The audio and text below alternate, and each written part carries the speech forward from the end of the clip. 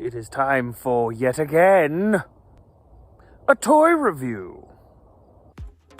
Today's toy review is Master Chief from the new Spartan collection of Halo action figures. First impression for me right out of the gate is the fact that, man, this thing really does look good. Halo's toys in the past, they've had a history of being a little back and forth, kind of all over the place. Some of them have looked good, most of them have looked good, but then there have been some outliers that look a little funky. But this guy I think is really cool. He sort of splits the uprights between being like a collectible thing and being a, I don't know, sort of a playable toy. But anyway, quick look at the box. Spartan collection, Master Chief, got the UNSC logo, that's really cool. Halo 8+. Back of the box, we got a few images of some of the other figures.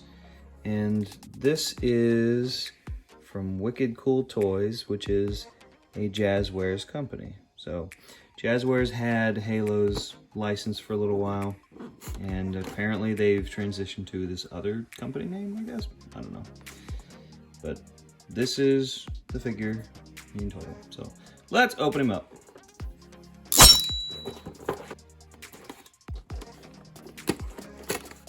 Oop, tore the box again. And there's our boy. Packaging out of here. This comes with some kind of add-on for Halo Infinite. So far as I know, the game isn't out, but either way, this is kind of a cool little bonus. I don't know what this is for. All right, let's get Chief out of this packaging. There we go.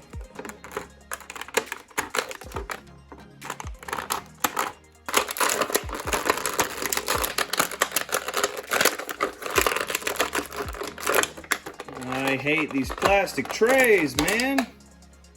That was a stubborn tray.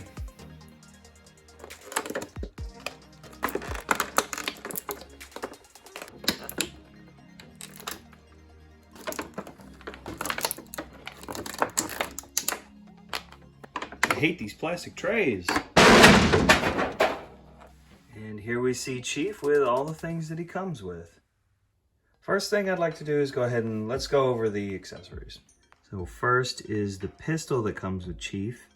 In the past, the Halo pistol has looked far more unique and sort of futuristic. This kind of looks, I don't know, almost too real world. Not that that's inherently bad, it just makes it less futuristic looking to me. But ignoring that mindset, this particular little pistol accessory doesn't look bad. The color separation on the green is nice. That's green, right? I'm colorblind. For me personally, far more exciting, the assault rifle. It looks really good. It's a little, the barrel and the whole thing is a little bit warped, but it doesn't look bad. This is the MA40 version of the assault rifle from Halo. And this first showed up in Halo Reach, one of my favorite of the Halo games. And I think they captured the design very well. It looks very good. The color separation is good. This top section here should have an ammunition counter, but it doesn't on this little action figure accessory, which is understandable. But in any case, I think it looks good. Both the pistol and the rifle have a peg hole. So I assume these will be able to be mounted onto Chief, just like in the game, since in the game he's able to carry those on his body. There's not much super exciting to say about the hands. They're replacement hands, just in different positions. And they have a joint, a hinge joint there at the wrist. So all the hands seem to be the same. The open spread hands and I'm gonna call this the commanding hand, because it looks like he's issuing commands to other soldiers or something, like, hey, go over there. But the hands themselves, they don't look bad. The pistol and the rifle don't look bad. But all that aside, the main event is Chief himself in his in his armor, and I think this is a really good look. I think I think 343 is smart in changing Chief back to look like this. In the previous 2 installments, he looked like this and he was wearing this armor. This is not bad armor, this is not a bad design, but it was such a drastic change in its design, and they didn't explain where he got this suit. They just gave it to him, apropos of nothing. So that was jarring, and a lot of fans were unhappy about that. So them making him look more like this, more of his classic design, I think was very smart on their part. And in this action figure form, he looks fantastic. The green is very much that olive drab sort of green that you would expect from Chief. The color separation to the black parts of his armor look good. This center section in here, I feel like these 2 side pieces, these should be green to match instead of black. I don't know why they did that. Looking him over, I mean, he looks good. This notwithstanding, I don't like when they do that. He's got this little peg thing that comes out. Okay. So that flips around. That's gonna be for the pistol. It's gonna stick onto there. So there you go, that's how he can holster that thing. So that's a cool feature. On the back of him, he's got that peg hole, or he's got that peg rather. So the rifle can, well, if I can get it. I like when they do stuff like this because it's a simple thing, but it really adds something to a toy when they can do like what they do in their video games or whatever. So being able to stow away his weapons, that's really cool. Hey, both legs do that. I'm gonna take these off and leave them to the side right now.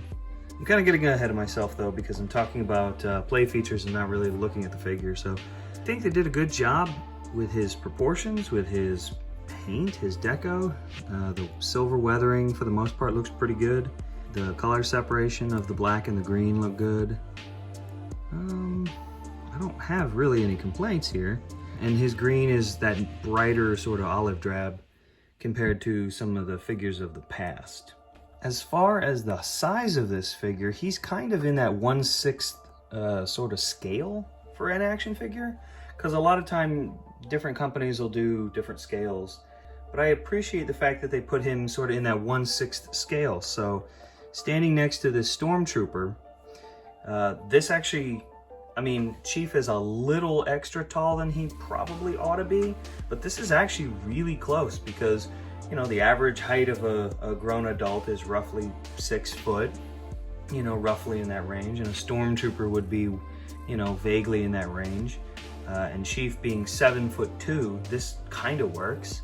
So I think that's really cool that a figure like this Master Chief can fit in with other figures of that 1/6 scale. So this is really good. Again, Chief is a little tall, but you know, I think it still looks good, you know, considering what a giant Chief is. You know, for the sake of comparison, I don't have every figure of Master Chief ever, but just for a point of comparison, here was the Halo 4 Master Chief that they put out, wearing that other version of the armor. Not terrible figure. I believe this was one of the later McFarlane figures that they made. Here's the Halo 3. Again, I know this one is a McFarlane, and this one was one that I enjoyed very much. And finally, here is a old school Halo 2 Master Chief from Joyride. And as you can see, they've come a long way in making this guy look awesome as an action figure. Which is actually something I want to point out, because the old school Joyride Halo 2 Master Chief and this new Halo Infinite Master Chief, these are the only ones I know of that have the actual reflective, like gold chrome visors. Most other Master Chief figures and statues and things, they don't have this reflective gold chrome on them. Ignore the fact that this guy's got dust on him. He's very old. But yeah, I'm so super thrilled that they did that with this new guy. That's such a cool detail. And again, speaking of details, you know, we've got this hard scorch mark or whatever that is, and they went and bothered to print on his 117. So I'm very happy that they put his number on there. That's not something Chief usually gets to have. So yeah. Alright, so now looking at the articulation portion of the video of his head, he can look, he's got, it seems like he's got a double ball joint in there. He can look all the way up, all the way down. His looking down is a little better than his looking up, but having actually worn a costume of this armor before, that sounds about right. He's got good left and right turn. He probably could look all the way around, but his helmet actually gets in the way, so I'm not gonna force that. I do not want to break him. The arms, that's about as far as you can get out with the arm because the pauldron, but he can rotate all the way around. He's got sort of, the black section in there this has a rocker sort of motion, so that's cool. You can get a little bit more out of that.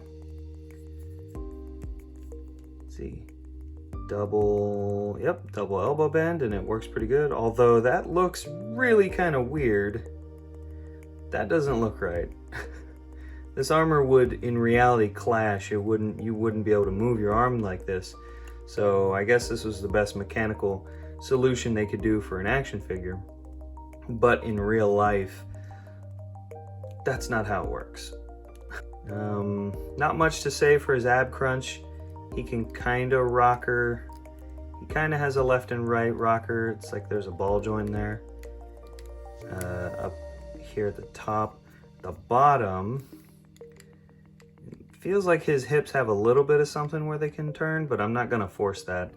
It doesn't feel like it really wants to move very much. Let's see, his hips, this is pretty sturdy. Let's check his kicks all the way out. So he can get up to there, kicks all the way back. Not much in the way of the kicks back. The plastic here for his behind stops him, but he can get that's a decent enough kick out. He's got a double knee, so that looks good. And then let's get that other bend, come on. Oh, this one's being stubborn. There we go, got it. So we got both of his bends now. And again, that looks really strange, but he can get a double knee bend, so that I think is, yeah, it's one of those concessions you have to make to physically make the figure work, because the design demands such a thing. His leg has a little bit of a twist to it, so he can kind of kink his leg in and out a little. Let's see, his foot can tilt up about that far, can tilt back about that far. He's got a decent toe bend, and he's got a good foot ankle rocker. I will point out, because I'm a giant nerd and because I have now realized it, if we look at the Halo 2 boot, Halo 3 boot, it was like, there's like a main foot section, a flexible section, and then the toe cap at the front. It looks like here in Halo Infinite, they've kind of done away with the flexible section, and it's like he's got like a toe cap, a middle of the foot, and then like a heel of the foot, and then the strap sort of section. So technically, I imagine this would be a section that should move, and then this should also move. But for the sake of an action figure, this single toe bend is pretty good. I forgot to point out, he's got a decent rocker here in his upper arm as well, the twist here. And each wrist has decent rotation, and since these are removable, it does feel a little loose, but since he has multiple hands to swap in and out, it makes sense that it'd be slightly loose. So each wrist also has a joint in there, so they can go up that direction, go down that direction. So that's pretty cool. And for posability test, I was trying to get him to dab on the haters, but you know, he's having trouble getting that other arm up. And here we can see that he can easily shoulder that rifle, which makes me quite happy. I did swap out his left trigger hand for the left open hand, and that pops out easily enough. So this is good. He looks quite at home holding his rifle. So this is very good. Pew pew pew pew pew. And one more pose test. Nothing too difficult. Just I wanted to do one with that commander's sort of like, go over there, you know, and then the other soldiers, they're just like, okay. So, final thoughts. If you like Halo, if you like Master Chief, if you like this design of armor, and you're interested in getting one of these figures, if you're a collector, then I would say go for it. This is an excellent figure, and it looks very, very good. I'd be willing to say, too, that this is probably one of the best figures they've ever made of Master Chief. And if you can see me in the reflection of his visor, bye! Have a good night.